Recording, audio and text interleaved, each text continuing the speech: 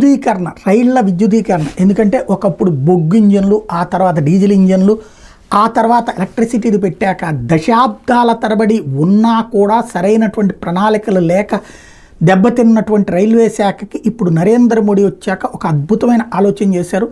వాళ్లే solar power ప్లాంట్లు పెట్టి వాళ్లే పవర్ ఉత్పత్తి చేసుకుంటూ ప్లస్ మొత్తం రైల్వేల విద్యుదీకరణ అన్నటువంటి దిశగా అడుగులు వేశారు. దేశంలో ఇప్పుడు టోటల్గా 97% విద్యుదీకరణ పూర్తయింది. 2024 మార్చి 31 నాటికి రైల్వేలో పనిచేస్తున్న మహిళా ఉద్యోగులు 2037 మంది లోకో పైలట్లను తయారు చేశారు, డ్రైవర్లుగా, లోకో పైలట్లుగా. అలాగే దేశంలోని మొత్తం 13,000 రైళ్లలో రోజుకు ప్రయాణించేవాళ్ళు 1,90,00,000 మంది.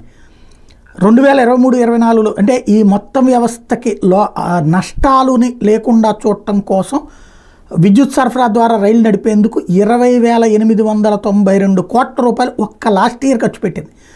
ఈ ఏడాది 23,745 కోట్లు ఖర్చు పెడుతుంది రేపు మార్చి దాకా కూడా. అదే సందర్భంలో రోజుకి 19.7 కిలోమీటర్ల మేర విద్యుదీకరణ జరుగుతుంది రైల్వే ట్రాక్స్. టోటల్గా 97% రైల్వే విద్యుదీకరణ పూర్తయింది.